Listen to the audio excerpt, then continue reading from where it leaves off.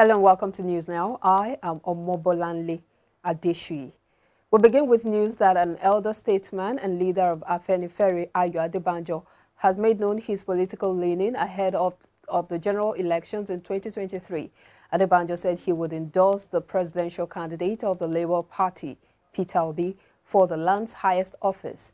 The elder statesman explained that the decision to back the Labour Party was in line with his belief that the Southeast should produce the nation's next president. According to him, the decision to endorse the Labour Party is also the position of Afenifere as a group. Southern and Middle Belt Leaders Forum, SMBLF, has consistently insisted that a Nigerian of Southern extraction becomes the next president when incumbent President Muhammadu Buhari completes his second term in office in May 2023. It had also appealed to various political parties in the country, including the ruling All Progressives Congress, APC, and main opposition People's Democratic Party, PDP, to ensure they elect Southern presidential candidates during their respective primaries. And the Independent National Electoral Commission, INEC, has vowed to ensure a transparent and credible governorship election in OSUN State. INEC Chairman Professor Mahmood Yakubu stated this while addressing a gathering at a stakeholders meeting in Osogbo, the state capital. He said the commission has listened to stakeholders across the board who emphasize transparency, inclusivity, and credibility of the election, as well as security and peaceful conduct of the exercise. Quote, "For us in INEC, let me reassure political parties, candidates, and the electorate that the choice of who becomes the next governor of Osun State is entirely in the hands of voters." That's according to Yakubu.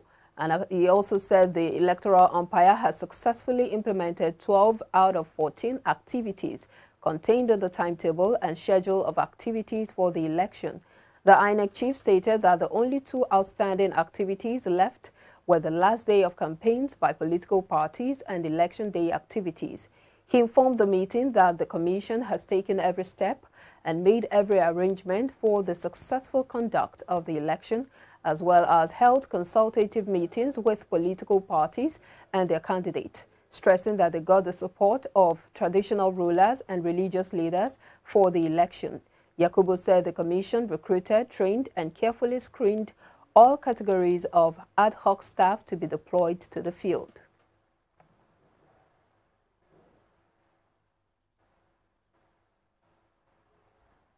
And the Inspector General of Police, Usman Baba, has issued a strong warning to anyone who plans to disrupt the Osun State governorship election scheduled for July 16. According to him, the police will not hesitate to arrest and prosecute anyone found wanting throughout the exercise to be conducted by the Independent National Electoral Commission, INEC. Baba gave the warning at the stakeholders meeting organized by the electoral umpire in Osogbo, the state capital. He also said 21,000 security personnel have been deployed for the governorship election. This deployment, according to the IGP, is not meant to intimidate law-abiding citizens, but tame undemocratic moves. He assured eligible voters to go out and exercise their franchise without fear, saying the 332 wards of the 30 local government areas of the state would be well secured. And the Federal High Court in Abuja has fixed Thursday to deliver judgment in a suit seeking the disqualification of Governor Adegboyega Oyetola of Osun State as the All Progressives Congress APC candidate in the July 16 governorship election. Justice Inyang Eko fixed the date on Wednesday after counsel for the parties adopted their processes and presented their arguments in the matter. The plaintiff in the suit and the chieftain of the APC, Moshood Adeoti, had filed the matter through his legal team, led by Senior Advocate of Nigeria, SAN Chesonu Okpoko. Adeoti was one of the aspirants who lost the APC governorship ticket to Governor Oyetola in the party's primary held on February 19. In the originating summons, he prayed the court to nullify Oyetola's candidacy because the governor contested in the poll as a member of the party's Caretaker Extraordinary and Convention Planning Committee, CECPC. According to him, the second defendant, Oyetola, ought to have resigned his membership of the APC's CECPC and leave office as an officer of the APC at least 30 days before the date of the OSUN State primary election to qualify for participation in the said party primary election. The court will deliver judgment on the suit seeking to disqualify him 2 days before the date set by the Independent National Electoral Commission, INEC, to conduct the elections. And the Deputy Senate President, OMO-AGEGE, has announced Godsday ORUBEBE as the Director General of the All Progressives Congress APC Governorship Campaign Organization in Delta State. OMO-AGEGE, who is the APC governorship candidate in the state, named ORUBEBE, who is a former Minister of Niger Delta Affairs, in a statement on Wednesday. He said ORUBEBE would bring on board a towering wealth of experience and oversee all ramifications of the campaign ahead of the governorship election in 2023.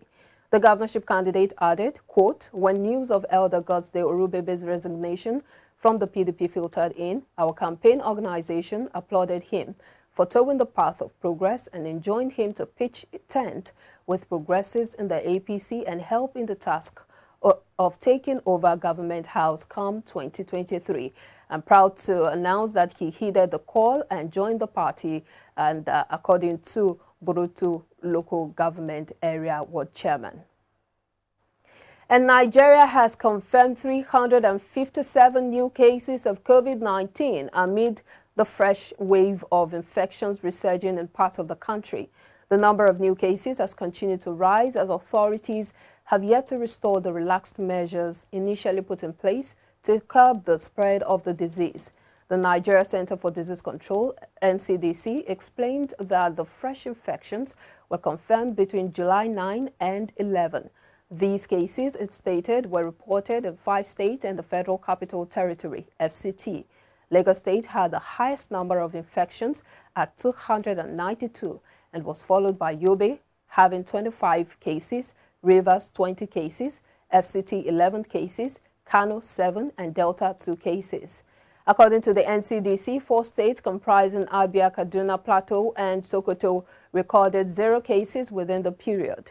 This brings the total number of confirmed cases in the country to 258,874 since the first COVID-19 case was reported in late February 2020. Of the confirmed cases, 250,456 people have been discharged, while the number of those who died from complications relating to the disease stands at 3,144. Troops of Operation Safe Haven have killed 2 notorious kidnappers, arrested 2 armed robbers, and rescued 9 travelers in the northern part of the country. The Director of Defense Media Operations, Major General Bernard Onyoko, disclosed this in a statement.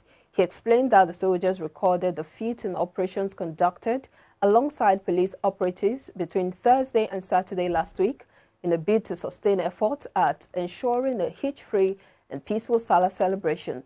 According to the military spokesman, the suspect also revealed one Malam Buhari Umar as the leader of the gang. Quote, however, while en route to the criminals' hideout, the suspect attempted to escape and were neutralized, he said. Onyoko stated that troops also conducted a raid operation at Meilafia, Nisama, Dogonfili, and Gedanwaya, all in Jemaah local government area of Kaduna State. During the operation, he disclosed that troops arrested 2 suspected armed robbers identified as George Yakubu and George Joseph. Some of the items recovered from the suspects include 3 fabricated AK-47 rifles, a knife, a cutting hoe, a cutter, and a spanner.